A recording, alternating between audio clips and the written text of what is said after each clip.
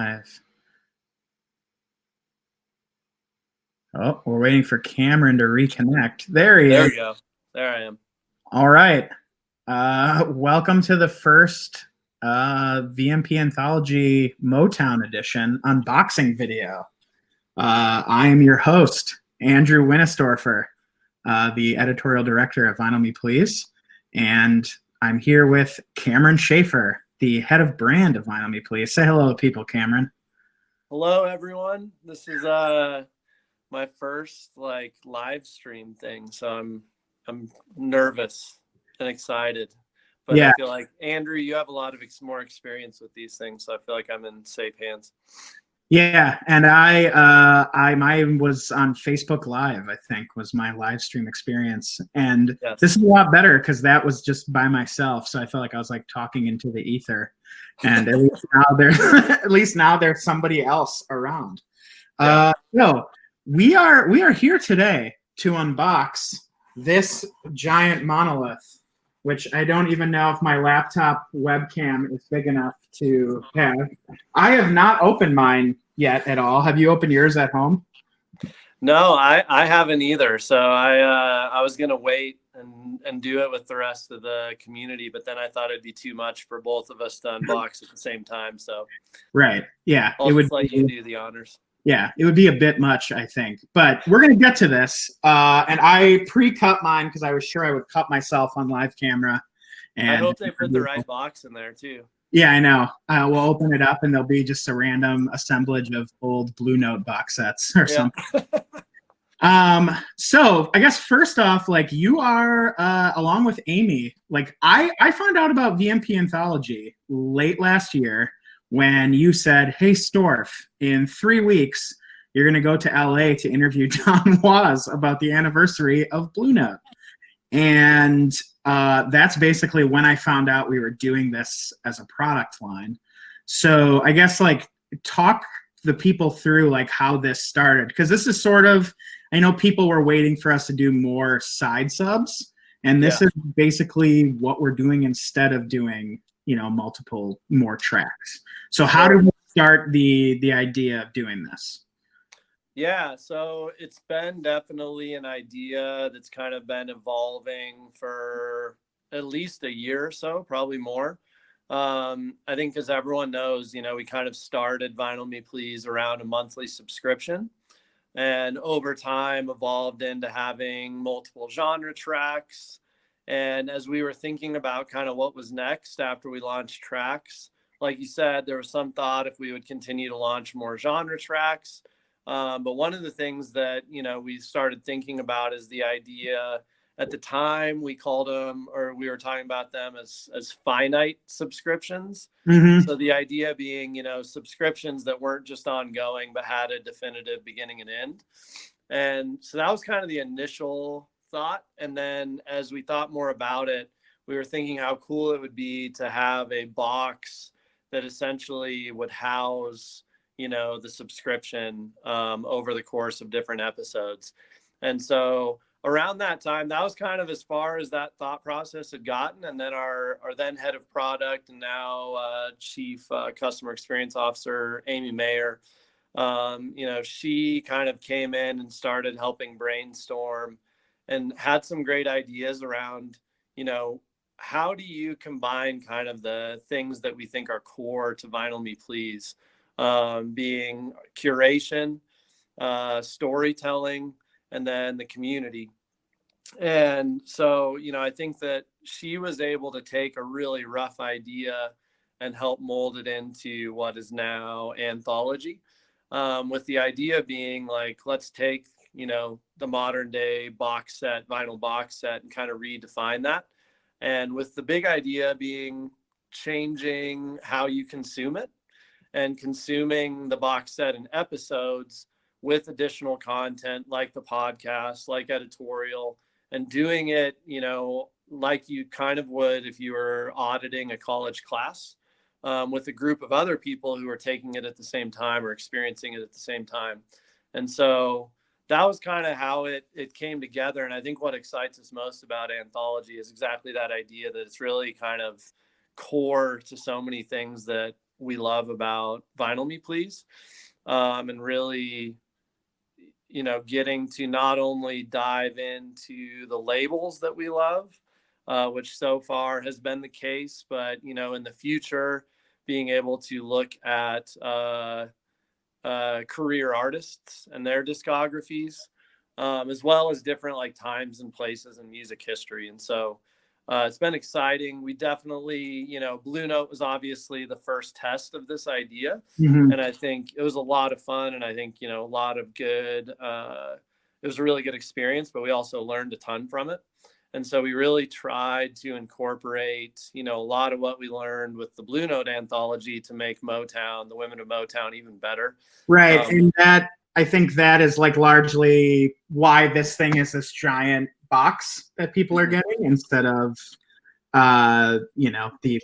individual shipments. And I guess that is like the major change, I guess. So I guess first talk through, like I think you said you hit upon like what it was exciting for me, because like I'm a vinyl nerd too, was I have box sets that I've never finished listening to, and like forcing you to, individually approach this and like spend the right amount of time with every record, I think is like what makes this special or different.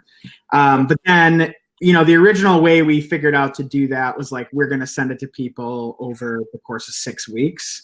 And that was a logistical nightmare for us. I don't work in the Denver office, but I heard that Adam and Jesse, that was like basically a constant problem for them, right? Yeah, and we went into it kind of knowing that we were definitely making it more complicated by shipping, kind of separately so that people would accumulate the albums over time. I think, it was one of those where we went back and forth and decided we would try it. But I think ultimately, like you said, I think a lot of the, it's not even just the logistical challenge for us. It's also, I think, the experience on the customer side, because it's one thing, right now, there's probably still some people who haven't gotten their box yet. But for the most part, the majority of anthology customers have their box now and will have it for the remainder. And so everyone can go through at the same time. It made it tough, with Blue Note, because every single time we shipped, it really was different for people when they were getting it. And then obviously each time you ship something, you're opening up the possibility for damages and bent corners. And so I think, we thought a lot about it and ultimately decided it was better to ship all of them at once. And then that's where, I think people will notice the secrecy sleeves. Yeah, we'll see that when we open this one up. Yeah. Yeah, and that was kind of, we still thought that a critical part of Anthology was kind of that consuming in episodes. And so we wanted to keep some of it a surprise, and so that people, could go along on that journey, so to speak. And I think that, some people I'm sure have already torn in just to see. But I think we were surprised when we surveyed people after the Blue Note Anthology, like how the kind of consuming every other week really resonated with a lot of people. The majority of people said they really like that clicked for them. Because like you said, and I can see it in the comments too. A lot of people, you buy a box set, you listen to the first album or the second album, then it sits on your shelf. And so I think this kind of method of consuming in episodes with the community really helps everyone slow down, but then also be intentional about going all the way through. Yeah, and people can feel free to do it. That was the other thing, was like people that wanted the experience of just having the box set and being able to listen to it right away. You can do that, but then we're also being able to like maintain this thing that was really exciting for us and for like a big portion of the Blue Note people, of like not knowing what's in it, slowing down so you're not tempted to listen to it on Spotify, like, really be more intentional with the box set consumption than I think. And part for me, it like listening to all the records the way with Blue Note, it was like the way that this was laid out, it like forced you to deal with all of these records in a way that like I haven't with a box set ever. I think I sold a Replacements box set on Discogs without listening to 3/4 of it. So, Right. Yeah. So let's talk a little bit about the process of getting Motown rather. This was like when we decided to do multiple of these this year. This was like very high up the list. Like and they're both, Blue Note and Motown are both under Universal, so they're in the same house basically. Like how did we decide on Motown?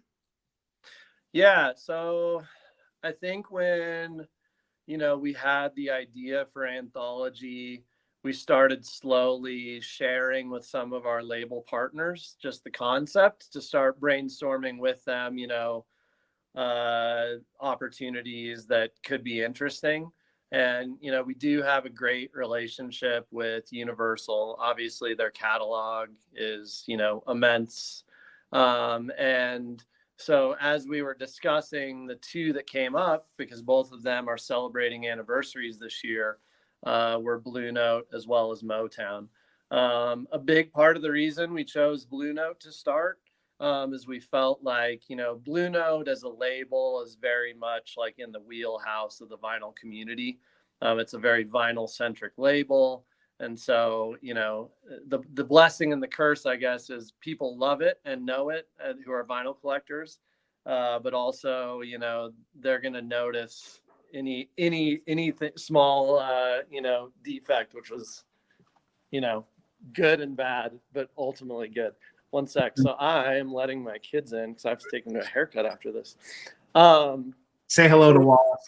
Yeah, here, I'll show you once they get in. They're going to be really embarrassed. Here's my kids and my wife. Hi. Hey, guys. So with Motown, that was kind of our second opportunity. And we knew that, I think Motown is a beloved label and likely, I think, a more well-known label overall. But I think it's maybe less known, in the vinyl community. And so I know for me, one thing that was exciting about Motown is I really only knew Motown for the singles. I'd listened throughout, for the last while to a bunch of the Motown singles, but really hadn't spent a ton of time with a lot of the albums. And so that was the cool opportunity here. And then when we sat down with the Universal and Motown teams, they actually brought up the idea of like really focusing in on the women of Motown as a concept. And we thought that was a great idea. And so we were able to start collaborating with them on what that could look like. Yeah, and I think that's a question that's in the poll here is why did we land on doing Women of Motown rather than just a standard Motown box? And it was sort of like happening at the same time because I remember you giving the prompt of like pick 6 or 8 Motown records. Right. And they were like, you were having these meetings with Motown and it was like probably 60-40 women already. So that's what we were like as a group were thinking of. And then when they gave us that prompt, it was like, this is easy then. Like, I think sometimes it's helpful with a label that has such a vast catalog and like so many incredible artists to even zoom in kind of one more layer in. Because it is really, I mean, it's tough even honestly to pick 8 albums representing the women of Motown, let alone just Motown.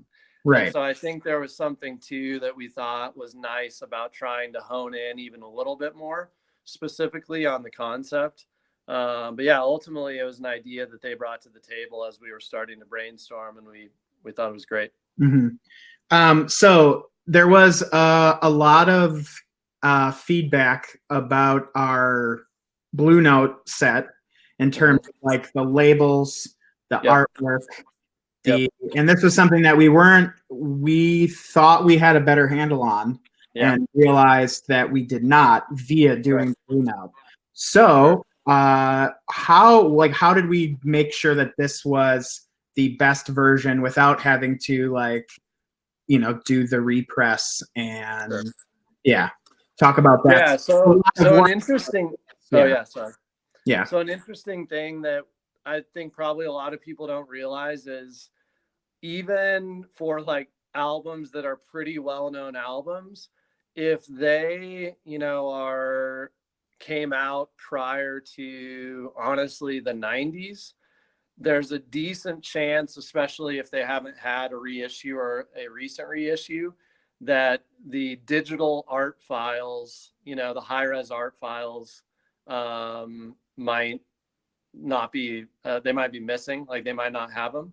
And they don't so, have a copy sitting around at the label most of the time either, right? Right, yeah. Right, exactly. And so what we had to do for Motown specifically is track down on Discogs, as near mint copies of the original albums as possible. And then we worked with some of our production partners and did high-res scans of those albums. And then it's a process of, things change over the course of a label's history, whether it's, things like obviously the legal copy needs updated, but then, sometimes sub labels or distribution agreements will change what's on the center label at the time that no longer is true. And so it's kind of a series of back and forth where we'll scan all this artwork, template it out, and then start going back and forth between the label production and our production team on what needs to be changed, what can stay true to the original. And so it's a pretty arduous process because obviously, there's a lot of hands involved. And so that was what we had to do, is every single one of these albums, with the exception of the most recent, I won't spill it, they didn't have digital art files for. And so we had to go off and find them off Discogs, which seems maybe crazy, but it's just the reality of doing reissues, even, with major labels. Right. And then audio wise, for the first 7 of the records, because the 8th was not recorded on to tape, but the first 7, we had them go to the vaults, correct? Exactly. Yeah. So it's really important for us that we try to get the best possible audio source.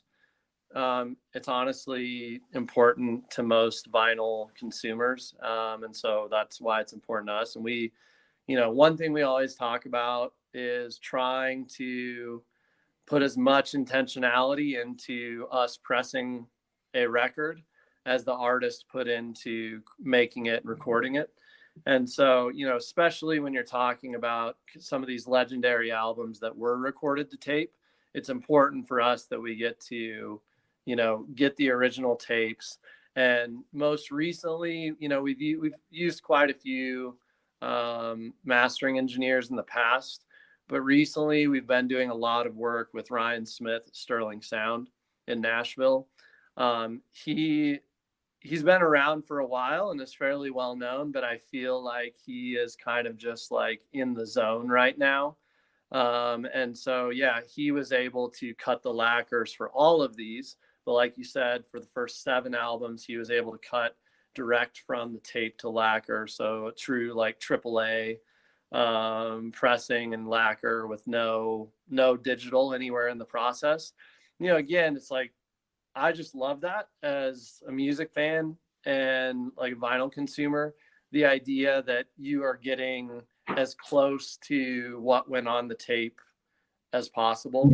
And that you're, getting like the all analog straight from the artist's voice, like into your ears, is very cool. So I think they turned out amazing. I'm actually sitting in our listening room at Vinyl Me Please, where we listened to quite a few of the test pressings. But I remember especially when we threw on, the first 3 altogether, but yeah, I know. Don't spoil it now, man. Come on. So hard. Undo all my work. Yeah, but they sound incredible. I think we were pretty blown away by the work that Ryan did on the lacquers. And then we had QRP, Quality Record Pressing, in Salina, Kansas, do the pressings. same thing. If you're a classics subscriber, you know that we've been using this kind of tape to Ryan Smith at Sterling Sound, lacquers, QRP for plating and pressing.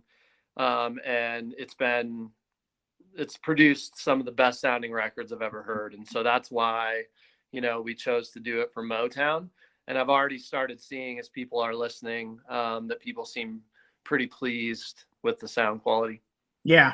And then another question we have from the poll was, how did we pick these 8 albums specifically? And it was pretty similar to the Blue Note thing, where it was basically like a group effort. Mm-hmm. And then there were certain records where it was like the Supremes, which I just spoiled, I guess. The 3rd record in the box set, we were shocked that it hadn't had a vinyl reissue in forever. Yes. So then it was like, that's an obvious one. Yeah. So like it was a pretty similar process where there was, I know that a couple of them later were recommended by people at Capitol. Like Scotty Coates picked like the 7th one, I think. It was like, you guys, I love this record as a kid, and we all listened to it. This rules. Let's do this. Yeah, that was I think great. Is with each of these, how we've gotten to collaborate and kind of co-curate with some of the people at the labels themselves. Because, look, at the end of the day, I would never pretend to know, when we did Blue Note, as much about Blue Note as Don was. But it's nice because, what often happens in these situations is we'll come to the table with some initial ideas. The label and some of the experts, like we worked a lot with Harry Winger at Universal, who's, like SVP of A&R there, and just knows the catalog insanely well and really knows Motown. And to get to work with some of these people who really have dedicated their careers to knowing some of these catalogs inside and out, and just to swap notes. And, it's funny because lots of times we'll bring something to the table that surprises them, and vice versa. They'll bring albums to the table, like you said, especially some of the Motown albums in the 70s and 80s that I certainly was not familiar with. They were able to bring, some heat, so to speak. And that was a lot of fun. Mm-hmm. Okay. I think we're ready to do the unboxing. All right. So this whole jobber was sort of designed by Clay and Lee on our team, correct? Like yes. The idea of making a specific mailing box that would be, there we go. You disappeared for a second. Called me. Big important guy over here, business guy. This was designed by Lee and Clay, and they like came up with all these different options, and it's basically like the biggest pizza box you will ever see in your entire life. Yeah. And I'm gonna crack into mine. Like I said, I cut mine because I was sure I was gonna like slice myself live on this camera. So, all right. So you got these sweet stickers. That's a Clay Condor special as well. And then we have our welcome letter, which I think there was sort of a group effort on this too. The big thing that I'm going to call out to everybody that's watching this and watching it later, on here, there's a QR code that you scan that you will get a bunch of content that I have been spending the last couple of weeks making sure there's stuff to put in there. And the podcast. And it's pretty shocking how easy it is to scan these too. Yes. All you have to do is pull up the camera on your phone and point it at this, and it should give you an option, a prompt to say, do you want to open this? Right now, if you go, literally right now, there is the new episode of the podcast. There is a couple of articles explaining like the catalogs of the 3 artists that are featured in the beginning. There's some YouTube stuff. I got a lot of stuff on there right now. Did that this morning. So go ahead, scan that when you get this. Don't just chuck it. This is like the only useful QR code that you've probably ever going to encounter in your entire life. And you can believe that from the person who's programming this QR code. So Do that. Scan it, please. Don't lose your welcome letter. Yeah. Yeah, don't lose it. And please scan it so that my work is validated. Thank you. One of the things that was super tight that I love that I have not seen, but I helped decide what quote goes here, is this right here. This is really sick.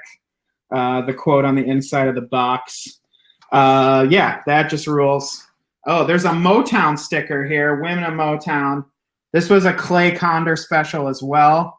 This guy came up with this sweet, it seems like so obvious, but this is so cool. Like the WM thing. I know Clay, like there was a couple of design versions and he landed on this. That dude's legit. Then show him the foam too, because that was like something that we tried really hard this time around to make sure that it was as protected as possible. And you know I've seen a few people, it's like we could put this in a freaking like steel case and somehow some like the FedEx or USPS would occasionally find a way to still damage it. But we definitely tried to make sure that it was protected and, put a lot more effort into the foam inserts and stuff like that. So hopefully yours arrived in good condition. If it didn't, obviously let us know and we'll replace whatever we need to. Yep. We want you to have the perfect box set, and that includes in mailing. So, yeah. And this is, I know that there was some like iteration on this too of like, what does the foam look like? But yeah, this is bananas. Mine came in like a giant coffin outside box because it was like rush delivered. So I was actually like, my box was perfect on the inside. Let's take this styrofoam off. My dog has woken up from his nap to see what's popping in here. Ooh. How heavy is it? It's very heavy. It is 180 gram records. Yeah, 108 times 180 gram. It looks like I got number 290 on the on my number. So I think I had like 19 on Blue Note. So have you ever gotten number 1 or the last number in your time of working at VMP? I've gotten it a few times, yeah. And it was a lot easier in the early days of Vinyl Me Please because we were packing the records anyway. Oh, okay. So basically, a few of us would fight each month over who got number 1. So I think I have like maybe the first number 1 of either Sylvanesso or War on Drugs. Oh, record. Maybe of and maybe of J Dilla Donuts too. Yeah. In my entire time, I've been almost 4 years now, full time. I have never gotten number 1 or the last one. And I have like 300 exclusives now at this point. Like, the math on that, somebody needs to like figure out the algorithm that I should be getting one by now. Okay. So when you slide this bad boy open, here, let me tip the camera a little bit. There's a nice little quote on the inside of here. This looks really sick too. The logo on the back, the logo all over the front. Like that is just great work, Clay. I know you're on this live stream. All right, so these are the secrecy sleeves we were talking about earlier. I am not going to open mine because I'm going to open them all when we do these unboxings. But then the first thing inside of this box is the intro liner notes. And we did something separate here too, because this was a thing that we learned in Blue Note, was that the liner notes came on a joint booklet. And doing it that way, we can't like separate out the liner notes into episodes. So we printed them on these 11 by 11 or 12 by 12 sheets. And this is the intro then. This like sets you up. And the writer of this is Susan Whitehall, who you probably saw on the thing where you bought it. And Susan wrote a book called The Women of Motown. And it was really great to work with her on this. She's on the podcast, which you can listen to as well. So episode 1, there's these handy belly bands around the records that tell you where the episodes start. So episode 1, this has got the logo on here too. me see if I can do this without ripping it. All right. Cool. First record, Mary Wells. Wish I could, I don't know how to flip this. Mary Wells, Bye Bye Baby, I Don't Want to Take a Chance. This record is the first LP by a woman in Motown history, the first full-length record. And that was part of the reason we picked it, but also because this single sort of helped make Motown into like a financially solvent label in the early days. And so it was like an incredibly important song, an incredibly important record to the label. So that's why this one got picked. It's got a nice, the tip-on jackets on here always make me think that this, I mean, it looks like it's from the 60s, but I know that it's not. So yeah, this looks tight. Here's more. Each of them, show them real quick, Storp. Each of them, each of the jackets has the foiled VMP Anthology logo stamped on the back of the jacket. So sure do. Yep. I like the old school Motor City logo for Motown too with the car. Very nice. And then here's the liner notes for Mary Wells. And if you would like to hang up artwork, just like we do with our art prints on the Essentials records, we have a picture of Mary Wells here on the other side. This is from like deep catalog at Motown. They were like, they dug up promo pics for us. So this is super cool. Yeah. The second record is Martha and the Vandellas, Heatwave. This record was recorded in one night after Heatwave blew up. And Martha and the Vandellas were sort of like the early version of Motown's like superstars. They were like a really big deal and on the pop charts with Heatwave. And yeah, they were just like a big important group. And this record hadn't been reissued in a while, and it rules. And the fact that it was recorded in one night also like just is a great story that like even in the really early days of Motown, they were like set up to record a full album in a night. So Heatwave. The print for that is so cool too. Yeah. It's a super tight promo pic that you can hang up. Liner notes on the other side. It's like this is well designed or something. The third record, final record for episode 1, The Supremes, Where Did Our Love Go? This is a record that I like found out hasn't been reissued in like since the 80s, I think, on vinyl. Couldn't believe it. This is the sort of the big bang of Motown. With the Supremes, you get everything else that comes after. This record was on the charts for like a year. The only thing that prevented this from going to number 1 on the pop charts was the Beatles. So very big deal, very important record. And I think is also like one of the best girl group records of all time. And that's sort of the culmination of the first era of Motown, is like them figuring out the girl group like path to pop stardom. And so that's why this one got picked. This is a cool promo pic too. Liner notes on the other side. So that's episode 1. And I think the story you get here is that you go from sort of like a regional small soul and blues label here that then they end up like getting good at pop music with Heatwave, and then they become like the monolith Motown with the Supremes. So we get from like a small label to a big deal in the course of 3 records. So I'm going to answer any questions that anybody has. I'm going to look through these comments. If you need to go take your kids to get their haircut. I got 5 minutes. I'll hang out for 5 more minutes and then I'll bounce. Let me figure out where. I'm not saying this because you need to now go and take them all out, but one thing I loved about this project was all the kind of different iterations of the center labels throughout Motown's history. Yeah.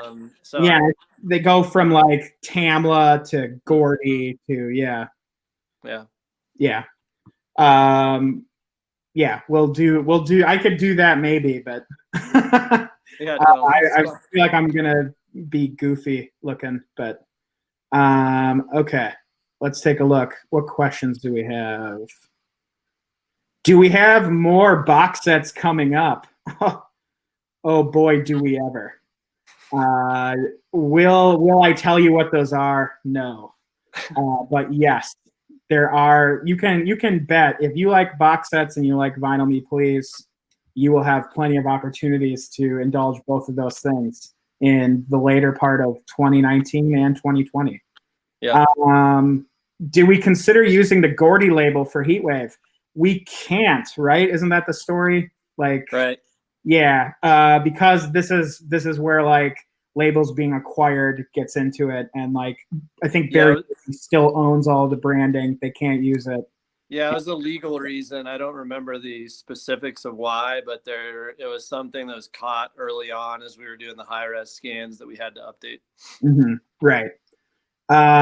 What if there's one thing you hoped everyone walked away from with this box set? What is it? 8 records that are awesome that they love, and then an appreciation for women of Motown, I think is the best answer for that. Yeah, and I think too, and I think maybe Ethiopia said this or some version of it on a later episode of the podcast, but I think for a lot of labels, they sometimes get like kind of pigeonholed into a certain decade or year range that, they were really popular. And it's easy to forget, that Motown was still putting out great albums in the 70s, the 80s, the 90s today. And I think that's what's so cool is I think probably, Motown often when people think of it probably go to the 60s. Mm-hmm. But I think what's cool is this shows the story all the way up to present day, and getting to watch how the label has evolved, but still remains true to so much of like what it was built on, I think is a pretty cool story. Yeah. Somebody said, are the selected albums in chronological order? Yes, they are. That's how the episodes roll out. So the modern album will be the last one. Did we ever consider pressing these ones on colored vinyl? I think we thought about it for a minute, and it's not to say that future anthologies might not be, but, I think lots of times when it comes to reissuing older or kind of classic albums, we tend to steer away from color. And especially when, you have really classic center labels, album art, we try to let that be the focus versus the vinyl color. But yeah, we have some that we're working on now that, we're doing some color vinyl for. So we try to be pretty picky about when we think it's appropriate, but. Right. Well, I think the fact that a lot of these haven't been reissued in forever, it's like just doing a straightforward black vinyl, right. is just the easiest and straight ahead, and putting it in like the original presentation. Yep. Let's see what else. Here's one that somebody put in for the Catherine Haliski says, I bought this for my husband's 50th birthday, 3 months before his big day. I'm thinking this could be a 12-week, week-by-week reveal. Any suggestions on how to reveal this with the biggest wow factor? I mean, all of the content will be available on Cleek for you, Catherine. So, or the QR code. The company that does it is called Cleek. So, I mean, I don't know. You could probably, what you should do is pull out this little Women of Motown sticker and then try to get him to guess what it is. And then you can start giving him the albums over 8 weeks. I love that. Give him the podcast, yeah. What else we got? Denver Dude, you don't have your box yet in Denver. They're shipping from the East Coast. They should be there soon. They weren't shipped from Denver this time. So, yeah, we did have to go to Discogs for original artwork. Side note, if you haven't been to the Motown Museum, Denver Dude, have you listened to the podcast? It starts at the Motown Museum. I went there recently. That's actually, there was a question further up too. Where did I get this hat? I bought this hat from the gift store at the Motown Museum. So, yeah, it is like a remarkable place. If you haven't been to Detroit and to that museum, like you get to go and stand in the studio where they recorded all this stuff. I'm not like a very like spiritual person, but like you get in there and it's like you can feel it, you know, like you know that stuff's there. That Volt tattoo, respect. I was always going to get the snapping fingers. Well, Rob Guernsey, I actually have both.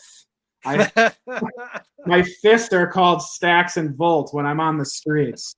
Yeah, so I am a lunatic. You know that I like this stuff, so I have Stacks and Volt tattoos. So, Clay for president, agreed. Let me take a look. What else we got on here?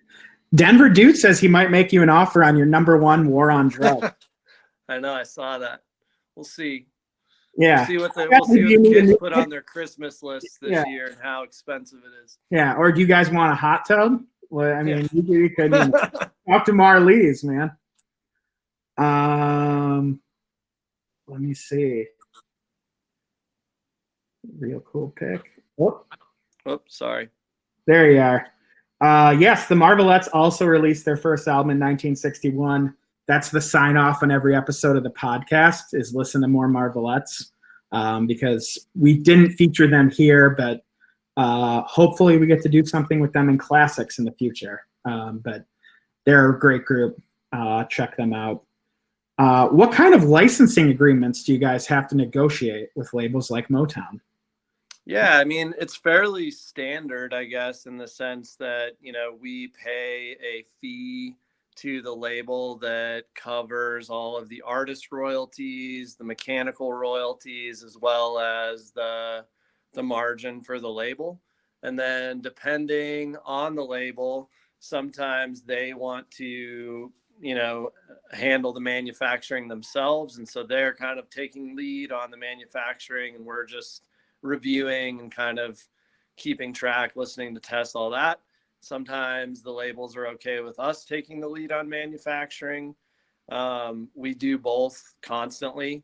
And so it kind of depends on the label. But for example, with Motown, it's less about our deal with Motown and more just Universal. It's UME, who's their catalog division. But yeah, that's the gist of it, is we pay them amount that covers all those things, and then basically collaborate on the production. Mm-hmm. Why did you write the numbers with a pen on the back?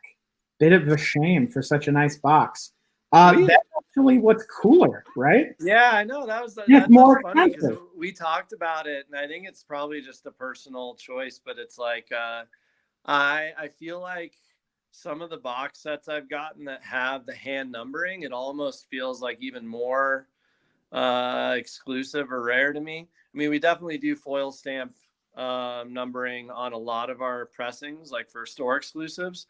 But yeah, a lot of my favorite box sets, when I was going through, I realized they did hand numbering, and I think there's something that feels like human and personal about it. Yeah, and it's arguably it's more expensive to do by hand, isn't it? Like we have to pay somebody to like, yeah. Sorry, my son's telling me that the mailman's trying to get in our office, so keep it rolling, Store. Okay. Another question we got: which episode contains your favorite record in the box set? For me, that answer is episode 2, because the first record of episode 2 is a record that I've had on our list for classics basically since we started classics, and that sort of got folded into doing it in this box set. And then I like the second record in episode 2 as well. It's been like a discovery for me, an artist that I wasn't really familiar with, that I've gotten like really super into since we started doing the anthology. What about you? What your favorite record in the box set? Which mine? Mine, I can't give away because it hasn't been revealed yet, but it's I believe the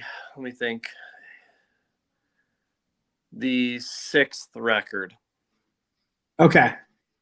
Yeah, that's that one was another one I think that was like a recommendation from somebody at Capitol who was like, yeah. Yeah. I'll give a hint that will maybe half the people will be able to quickly find it and the other half won't. The part of the thing I didn't know about it when I started listening and then found out that made me like it even more is that it was produced by Stevie Wonder. Oh wait, no. I think you're talking about the 5th record. 5th, okay. I did my counting wrong. That's the one though. That's the one though too. That's that I like I said, that artist was like a discovery for me. Oh yeah, you're right. That is number 5. Yeah. Big discovery for me, and I've been trying to get all of her records since we like picked it for Anthology. That was also one. It's funny because we'll talk to Ryan Smith like almost every other day because he's doing so many lacquers for us right now, and that was one that he specifically told us was a favorite because it was something he also wasn't super familiar with and loved it. Yeah. Let's do. Was there anything you couldn't get rights to or had to leave out? Once we set upon women, no, right? Not this time around. And there wasn't with Blue Note either, actually. But I mean, I guess, the way that the curation around Blue Note went down, which I think for those who did it, I'm sure you read it or heard it, was we had Don Was, their president, pick 12 records. And then we as a team narrowed it down to 6. And so I guess it makes sense that we were able to do all of them. But yeah, we didn't have any issues. Right. Yeah. And generally, the records we're picking are not usually ones that are like likely to get turned down a lot of the time. Right. Like, the odds of there being a Mary Wells reissue campaign by Motown, like it's not gonna be a big high priority there. So if we're doing it, they're like, cool, go ahead. Yeah. Jeffrey Harvey says, Storf, your on-air chemistry with Women of Motown author on the podcast is great. Would you say you became friends during the process? Yeah, I mean, we had only really talked. I don't think we even talked on the phone. It was mostly over email for her to do the liner notes, and she finished those. And then I think like 3 or 4 weeks later, I was in Detroit on that trip. And yeah, Susan was like really great. I think it's just people from the Midwest can talk to other people from the Midwest. Like we had a pretty like similar sensibility, and she just was like basically had spent her entire career waiting for somebody to be like, tell me crazy stories about Motown. And then there's one that I can't wait. There's like a crazy one that'll be on that QR code. We're doing some mini episodes of the podcast for stuff that didn't make it in. And there's a really hilarious story involving Rod Stewart and the Temptations that I can't wait for people to listen to. So let me see. I think there's one more question in here. You might wrap it up. Cool. If you were to pair this anthology with a cocktail, like the essential track, what would it be? The problem for me is that I quit drinking. So the honest answer for me is Cherry Coke Zero is the cocktail that I would pair it with, which I have in a mason jar next to me right now. But you're the vinyl and cocktails guy, so this really. No, you're gonna put me on the spot. It would probably, and I can't even think off the top of my head the exact one. It'd probably be like a classic gin cocktail that's like a little more complicated than just a straight gin and tonic, but something that like a gin cocktail that was big at like 60s dinner parties or something. Like it made me think, do you ever follow that? I think it's a Twitter account or an Instagram account. I've been off social media for like 5 months, so I haven't followed it lately, but that's like 60s I think it's called 70s dinner party or something. Oh yeah. It just shows the pictures of like, like the loaves and the Jello mold. Everything is in Jello. Yeah. That's a great. I forget if it was Twitter or Instagram, but that's a great account. So, but yeah, probably a classic gin cocktail is the way I would go on this. Yeah. Okay. I think we're gonna wrap this up. Thanks for joining us, everyone. If you want to rewatch this, we're going to put the YouTube video up. There's my man Wallace. That's my homie. He's Judah's there too. What's up, Judah? Yeah, we're grateful that you guys bought this box set and grateful that people are on here watching this. You guys make us have a crazy job where we get to make box sets. So thanks for watching. This will be on the forum group and on YouTube for you to take a look at. So see you later. Thanks, guys. Come on, Cam. We'll see you guys next week. Everyone.